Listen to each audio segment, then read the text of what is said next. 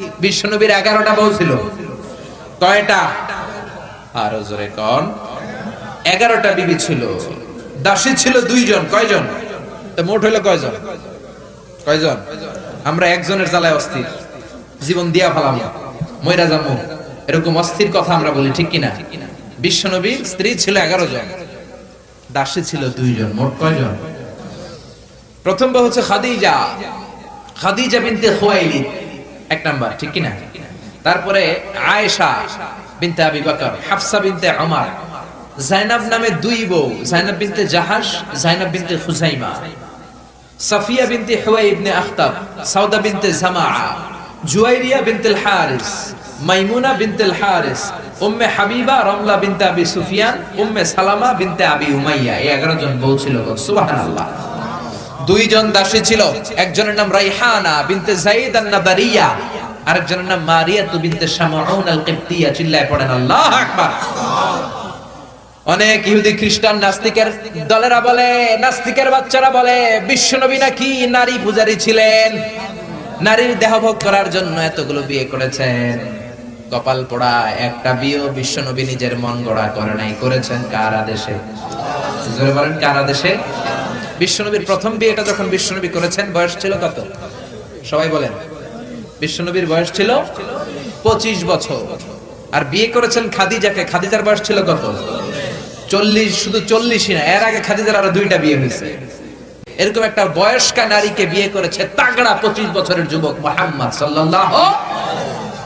বিশ্বনবী যদি নারী পূজারী হতেন, 25 বছর বয়সে মক্কার সবচাইতে সুন্দরী সুন্দরী তরুণীগুলো বিশ্বনবীকে বিয়ে করার জন্য পাগল পাড়া ছিল। বিশ্বনবী জীবনেও নারীদের দিকে চোখ তুলে তাকান নাই। রব্বুল আলামিনের আদেশে তার অন্তরে ইলহাম হয়েছে, খাদিজাকে তিনি প্রথম বিয়ে করলেন। 25 বছরের তাগড়া যুবক বিয়ে করলেন, 2 বার তালাক খাওয়া, অনেকগুলো সন্তানওয়ালা একজন মহিলা, প্রৌঢ়া নারী খাদিজাকে। সুবহানাল্লাহ।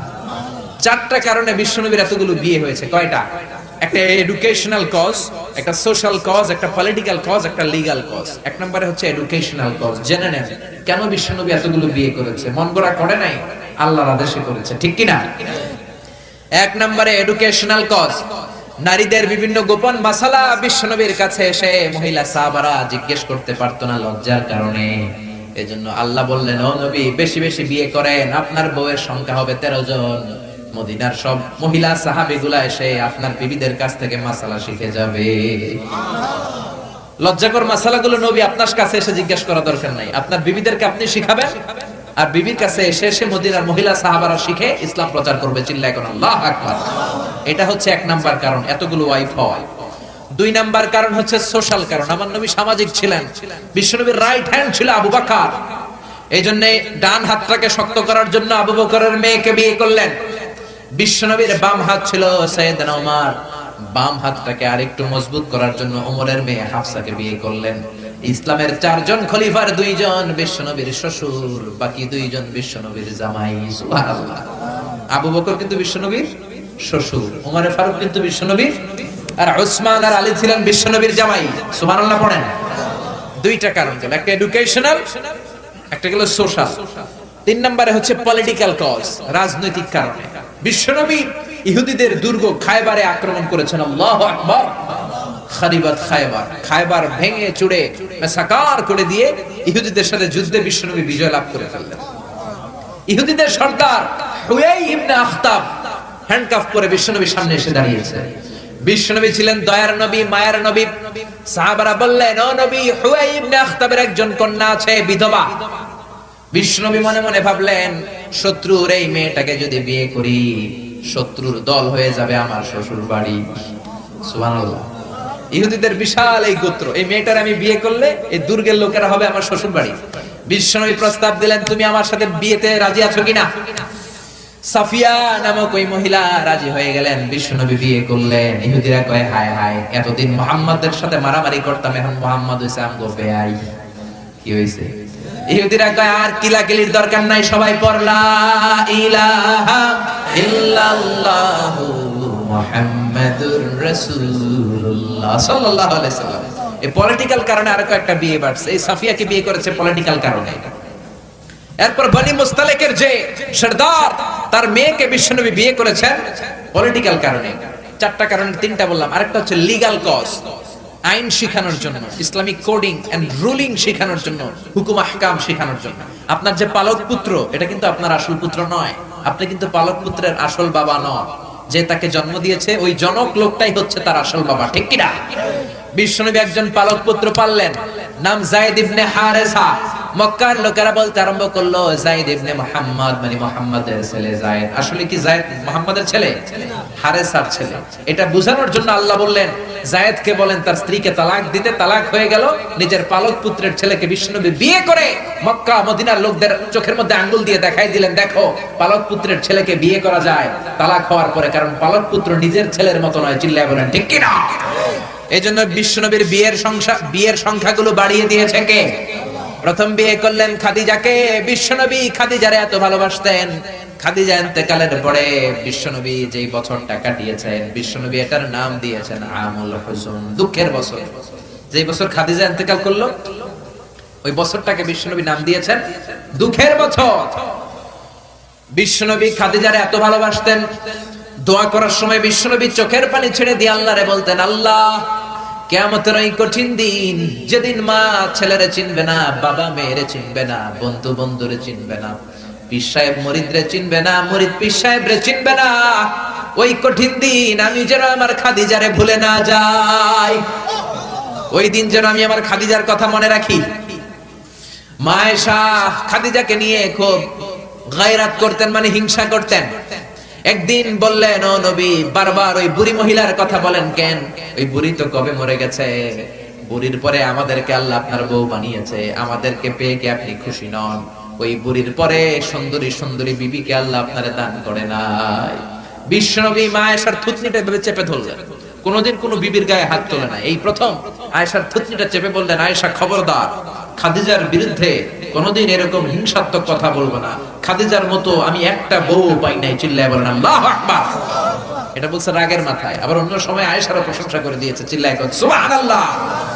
খাদিজা যখন ইন্তেকাল করে বিশ্বনবী গোসল করালেন, কাফন হলো, দাফন হলো, কবর দিলেন, নিজে দাঁড়িয়ে দোয়া করলেন।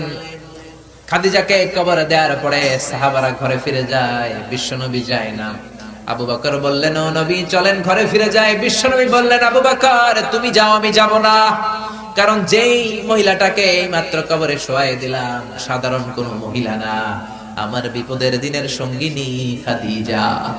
মক্কায় যখন আমার কেউ ছিল না তখন ছিল সে, যখন আমার কেউ ছিল না তখন সাথী খাদিজা। কেউ আমার আশ্রয় দেয় নাই, অর্থ দেয় নাই, শেল্টার দেয় নাই।